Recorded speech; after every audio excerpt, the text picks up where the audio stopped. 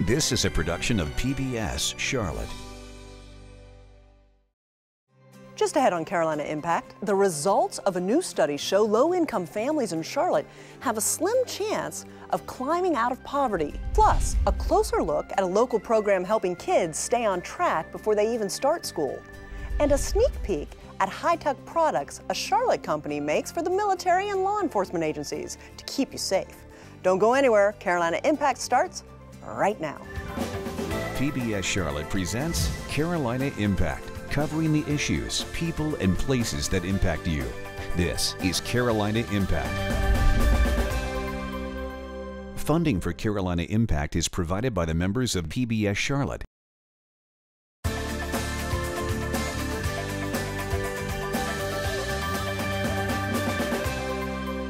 Good evening. Thanks so much for joining us. I'm Amy Burkett. We all love to hear success stories about people who pull themselves up by their bootstraps. It's the epitome of the American dream. But research here in Charlotte shows those born into low-income families have a slim chance of making it to the top. Carolina Impact's Danielle Kosir shows us how a special task force hopes to change that. One by one, cars make their way down Mallard Creek Road. On the other side of the fence, 8-year-old Jamari Alexander doesn't seem to notice. Crouched down in the grass, he's off in his own little world, digging for gold. 'Cause I want to get some money. No sign of treasure here, but if he ever strikes it rich, the first thing he'll do: Buy stuff for my family. He's helpful, he's caring, and it melts me. Yolanda Alexander says her son's bright smile keeps her going through even the darkest of days. Born into poverty, she grew up in Section 8 housing in South Charlotte. Now she hopes for a different path for her son. I want him to grow up and have financial stability. I want him to learn how to manage money. Alexander, a single mom of 2, works full-time and lives paycheck to paycheck, relying on government assistance to help pay rent at this Northeast Charlotte townhouse. I don't want to receive assistance forever for everything. I want to be able to take care of myself. It's a goal she says some days seems impossible to reach as she struggles to balance the car payment with the cost of childcare. It gets frustrating to try to figure out where the money goes. Unfortunately for Alexander and thousands of other low-income families living in Charlotte, the chances of climbing out of poverty are slim. Out of the nation's 50 largest cities, researchers at Harvard and Berkeley rank Charlotte dead last for upward mobility, meaning children born into low-income families in the Queen City are less likely to move up the economic ladder. According to researchers, children born into the bottom 5% of households here only have a 4.4% chance of ever reaching the top 5th. If you look at Charlotte and think about all of the jobs that have been created here, and think about the people who move here, the companies who are moving headquarters and creating jobs here, there is tremendous growth and development in our city, and things look shiny and great. And so for a number of people, it was a huge surprise that we would end up at the bottom of this list. Take a look at this map showing the economic segregation of Mecklenburg County.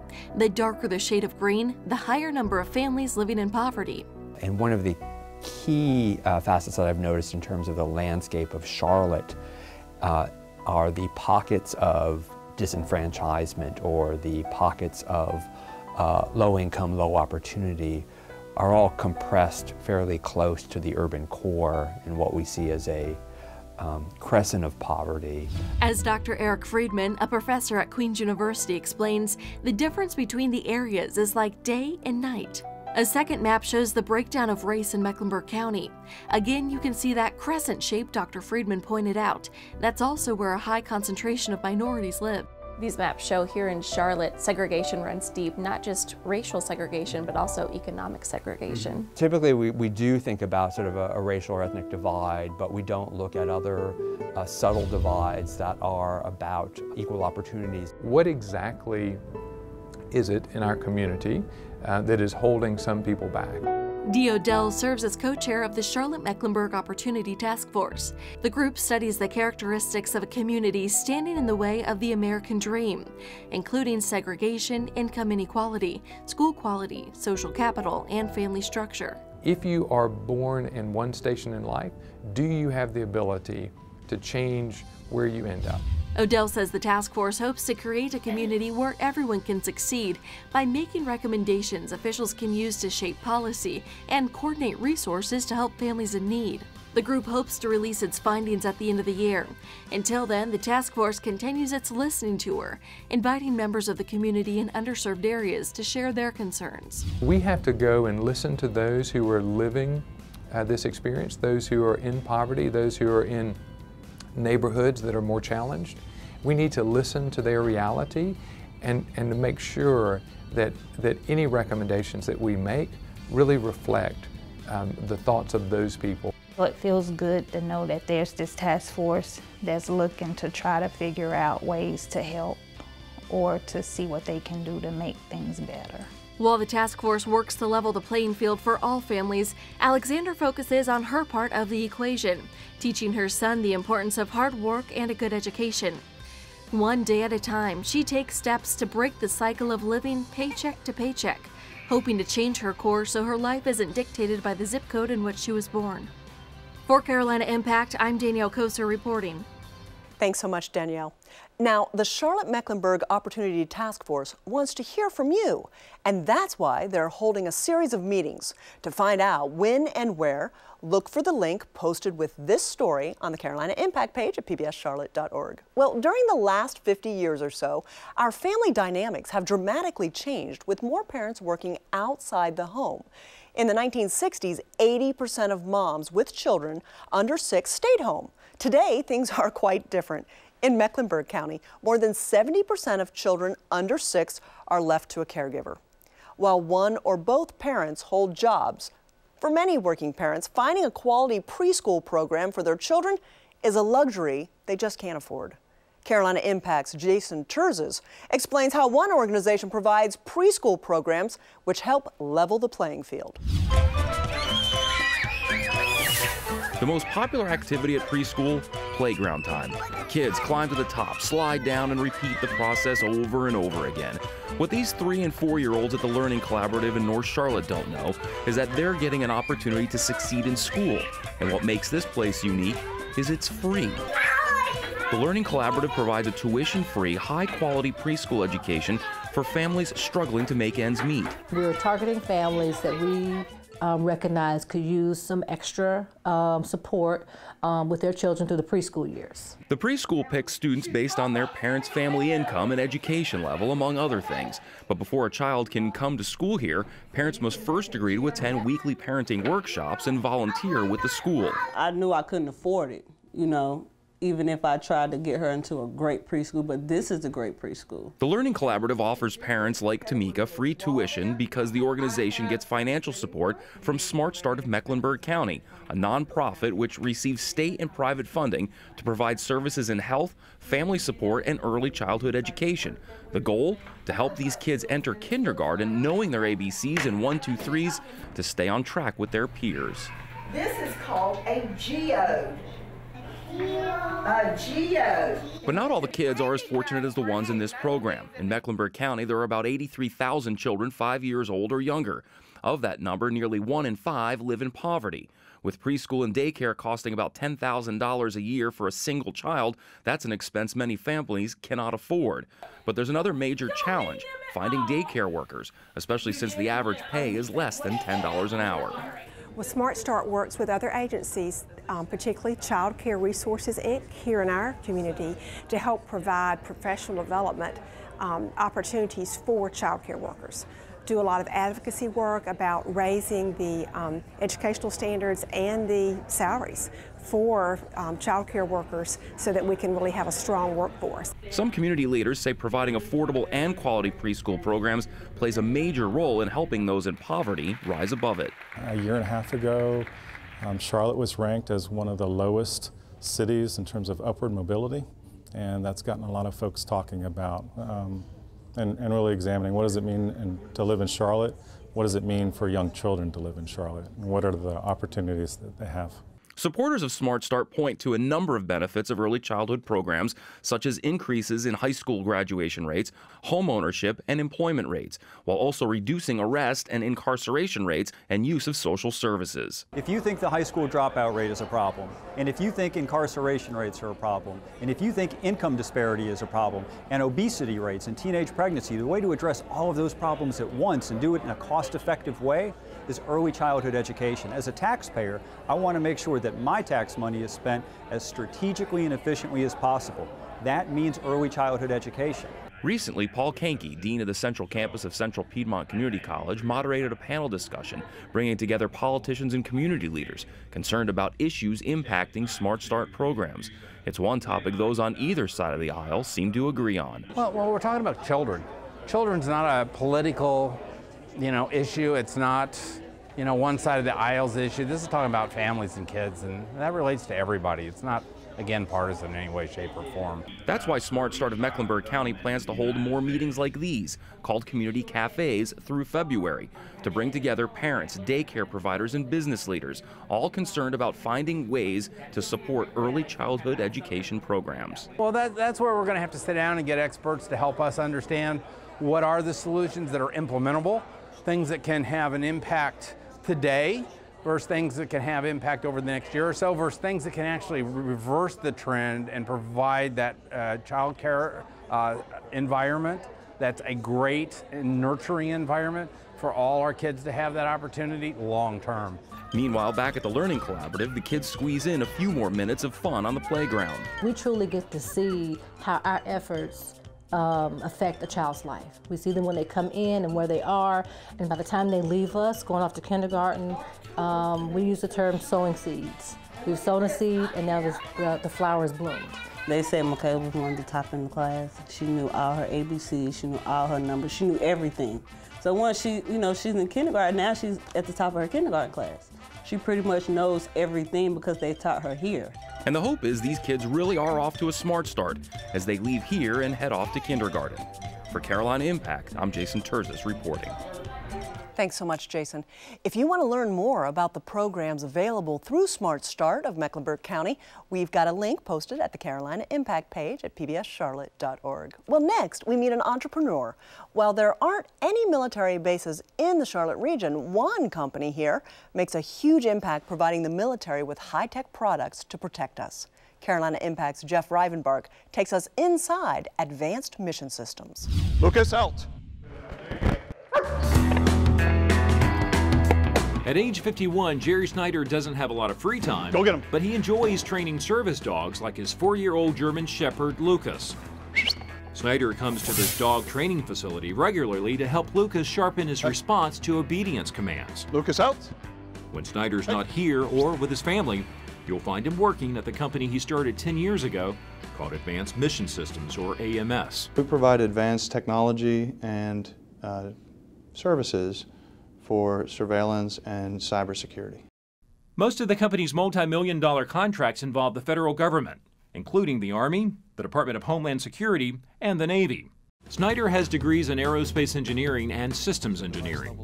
He worked 10 years with the U.S. government and 8 more in the private sector before starting his business in 2006.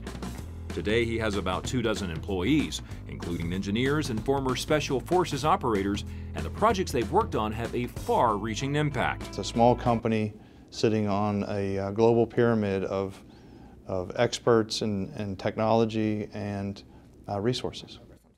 We understand what the customer or client wants, we turn it into design specs.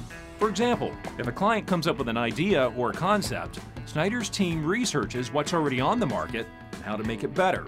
Or they create a prototype. We will look for a means of making it smaller, more affordable, more capable, and shopping the world for the components. AMS has created about 36 products since it was founded in 2006. Some of the products they're designing now are top secret. That's why we're not allowed to show video of them. My primary driver is the men and women that actually are on special operations going out there and serving. They really do put themselves in harm's way. Dennis McCormick worked 28 years in the Army and Special Forces. He knows a lot about how the military gathers intelligence. McCormick shows us a shirt AMS designed that's equipped with a hidden camera and microphone. The smallest design flaw could tip off an informant that something's wrong, resulting in a failed mission. We'll do everything we can to dress up, to match the buttons to the shirts, match the threads, and make sure that everything is as it should be, so you really can't tell or detect it. And it matters. What's hard to see is that the camera is actually hidden inside one of the 4 holes in this button. If an informant shares information with an undercover officer, all that information is recorded onto an SD card smaller than your fingernail. So you just like any SD card, press micro SD, pull it out, and there it is. AMS has also designed products involving remote-controlled vehicles, drones capable of conducting covert aerial surveillance, and rocks that can record what's taking place outside, thanks to a concealed camera inside. All this equipment, observation, intelligence is the biggest part that we're trying to build. So if you understand what is happening on the battlefield, your response is much more accurate and appropriate. So yes, it absolutely saves lives and resources. These cyber attacks are DoD's #1 current threat. To stay ahead of international or domestic terrorists, or any criminal for that matter, McCormick says the military and law enforcement simply can't afford to lag behind in developing new technologies for intelligence gathering and surveillance. Given what's happened in Paris, it's an environment that's constantly changing and evolving. And the threats are very real. This changes the ability of bad actors to communicate with one another rapidly, effectively, and organize across the globe. I just received an email. It looks like a spear phishing attack. Before joining AMS, Rob Beyer served more than 20 years in the military. He says technology has become a major game changer for dealing with terrorism. This isn't buying a tank that's going to be around for 30 or 40 or 50 years. We're talking about cyber technologies, mobile device technologies, and things of that nature. Take a look at the small handheld device. The military and law enforcement use this AMS design product to track criminals. Once you pull the tab, it's operational and starts sending a signal. You see it on TV shows a lot, law enforcement, you use a source, and they will give this to the source, and he would put it up underneath the car.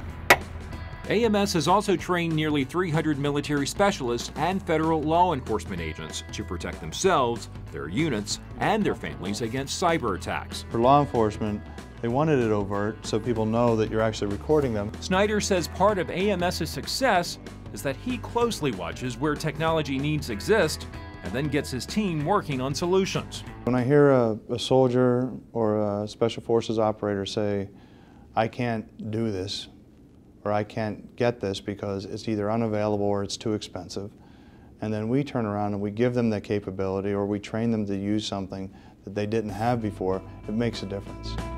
Lucas, come. Back at the dog training facility, Snyder leads Lucas up and down a climbing wall. Exercises like this will help Lucas learn how to respond to commands given by anyone. Lucas, up. Snyder knows Lucas has the potential to perfect the highly trained skills he once had with the right amount of discipline, patience, and practice. The same traits that have helped Jerry Snyder succeed in business. Good boy. For Carolina Impact, I'm Jeff Rivenbark reporting. Thanks so much, Jeff. Joining me now is Jerry Snyder. He's the founder of Advanced Mission Systems. Jerry, thanks so much for your time. It's great to see you. Oh, thank you very much for having me. You know, we love having the opportunity to sit down and talk to CEOs. And it was really great to see the story of how people in your company are making a difference to help keep us all safe. And we love that. Talk to us a little bit about how you were able to start this company. Well, I spent 10 years in the government and worked for a small business and subsequently a larger business, and felt a need to continue supporting our primary customer, special operations. So much of what we do as running a company, we can't do it alone, and we need the right people around us. How do you find the right people to meet your mission of serving those special ops folks? People will make or break the company, especially a small company, and the people that we have at Advanced Mission Systems are unique people. They're passionate about what they do. They're highly experienced. Most are former special operations forces, and they are dedicated professionals, and they have a very deep technical background on what we do is technical surveillance. So let's talk, because it's a risk anytime we hire anyone, because you don't know if the values will match the values of the organization. What are some of the characteristics and values that you're looking for? So first and foremost, a dedication and passion to the mission that we have, a strong sense of loyalty to the country. Usually that's exemplified by their service to the country, and doing something that makes a difference. And that's the one thing that we measure all the time is, are we making a difference? You know, there's something that someone can ruin their opportunity of working for someone like you if they ask the wrong question first in a job interview. Help us understand what that question is. Oh, that's very straightforward. Someone who asks, how much does this job pay, kind of reflects their primary interests and values, and that would be the one thing that would probably not necessarily ruin their job opportunities, but it wouldn't put them out in front. Sure, not going to help them. That's right. I often say leaders can teach a whole lot of things, but what we can't teach is passion. People either bring passion to the job or they don't. And you can probably teach and help them find where they fit in the organization, but if they don't bring that to the table, we can't find it for them. Including, you have to, small business, you check your ego at the door too, and you have to do many jobs. And some of them are glamorous and some are not so glamorous. But that's how we get the job done. So you've been in business how long now? We've been in business 9 years. So you've passed that 5-year mark where so many small businesses aren't able to survive and thrive after 5 years. So what's the next step for you? Where do you see the company going? Well, we're proud to say we're a trusted agent of the government, and they allow us to do things that other companies aren't typically allowed to do. So we're moving into now training cyber protection for federal law enforcement, as well as doing training of our what are called our 5 Eyes, the coalition partners, countries such as Australia, Canada, and the United Kingdom. Great information. Well, Jerry Snyder, founder of Advanced Mission Systems, we appreciate your time, appreciate you letting us into your business and learning a little bit more. Wish you all the best in the future. Thank you so much. Well, now it's time to turn from serious to fun. We've all heard the phrase, lions and tigers and bears. Oh my! Well, that's from the movie The Wizard of Oz, of course, but you don't have to go to Oz to see these animals. They're much closer in tonight's One Tank Trip. Producer Russ Hunsinger takes us to an animal conservation area in Rockwell, North Carolina, that allows visitors a closer look at these powerful creatures to learn more about them.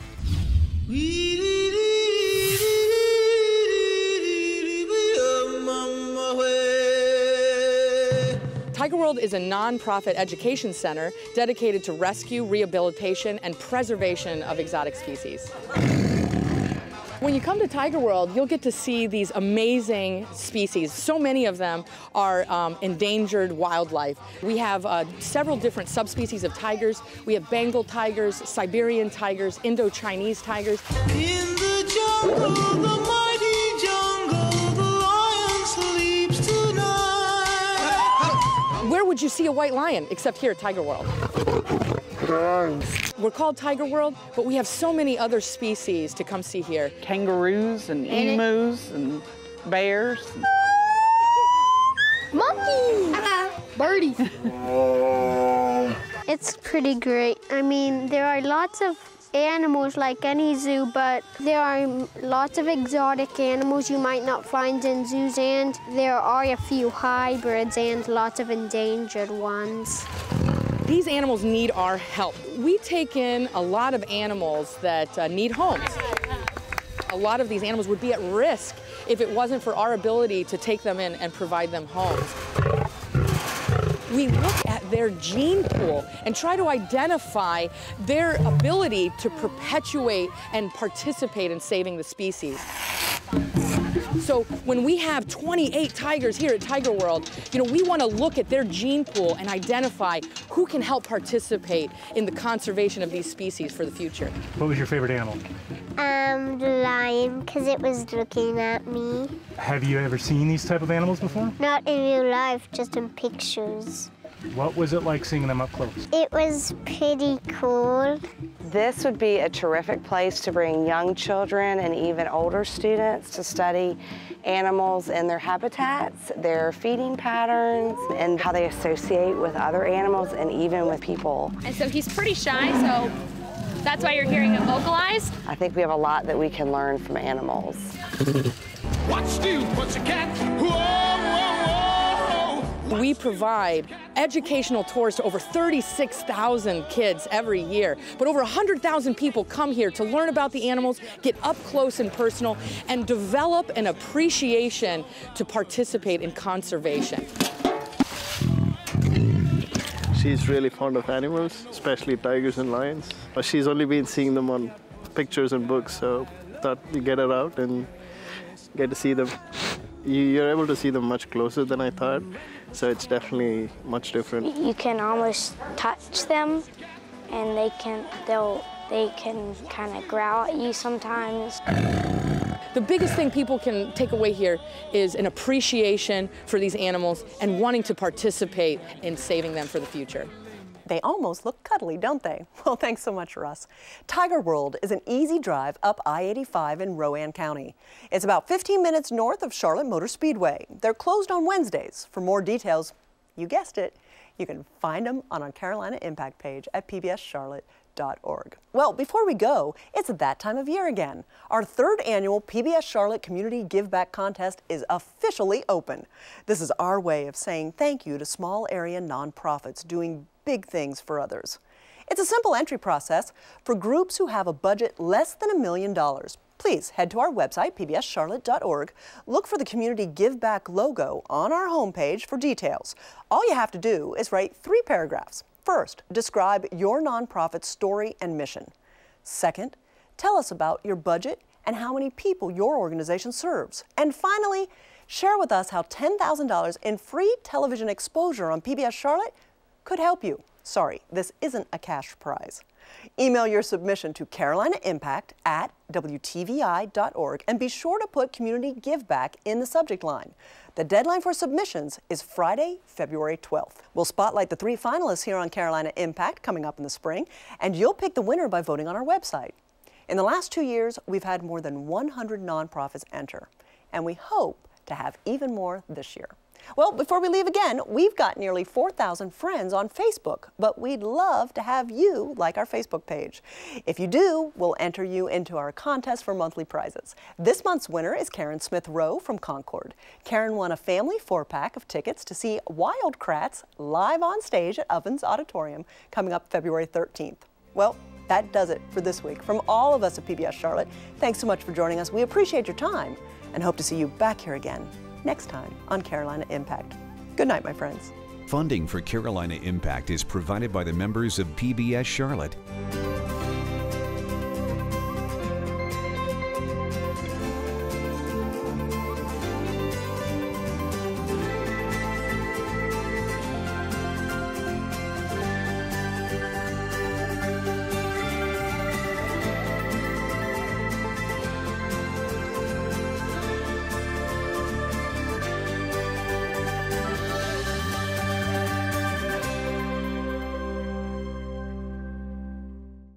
A production of PBS Charlotte.